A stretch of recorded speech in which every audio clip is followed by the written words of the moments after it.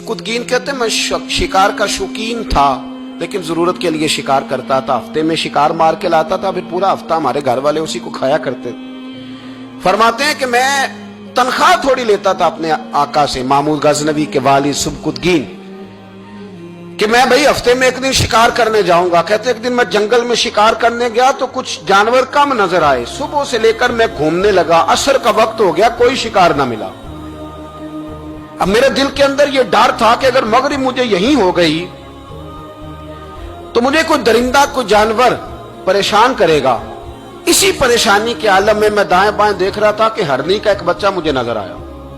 मैंने झट से वो हरनी का बच्चा ही उठा लिया कि आज यही शिकार करूंगा। कहते हैं मैंने उसे घोड़े के आगे रखा, अपने आगे गर्दन की जानिब, और मैंने घोड़े की लगामें इस तेजी से घुमाई कि सर पट घोड़ा दौड़ाया ताकि मगरिब से कबल मैं शहर में पहुंच जाऊं, ये जंगल का इलाका गुजर जाए। कहते हैं मैं बड़ी गर्मी थी, बड़ी प्यास लगी, पर पानी ना पिया ना घोड़े को पिलाया।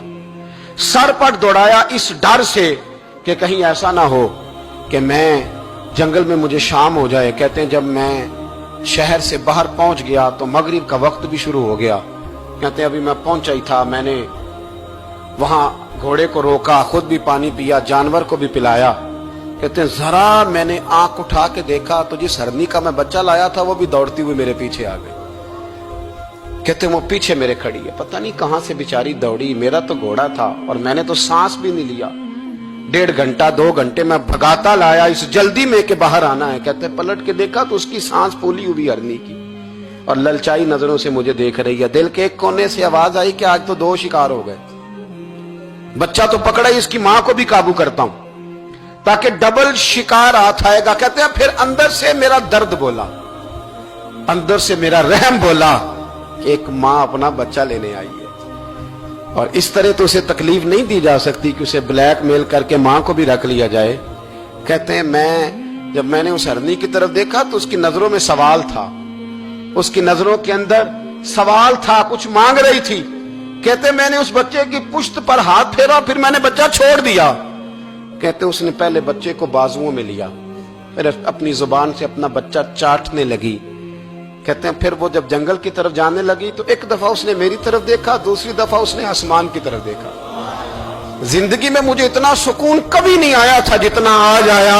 कहते मैं घर गया, इशा की नमाज पढ़ी, बावुजू मैं बिस्तर पे लेट गया।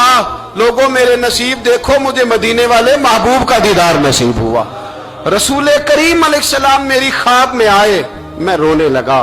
घर महक उठा, फूल खिलने लगे, खुशबुएं बिखरने लगी।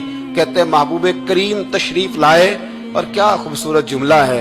महबूब फरमाने लगे ओ सुबकुतगीन, अगर तुझे बादशाह बना दिया जाए तो इंसानों के साथ भी इसी तरह रहम करेगा ना जिस तरह आज हरनी के साथ किया है।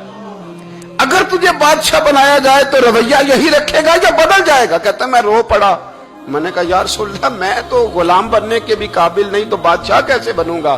फरमाया तेरी आज की अदा बड़ी पसंद आई है, अर्श के मालिक ने तुझे बादशाह बनाने का फैसला कर लिया।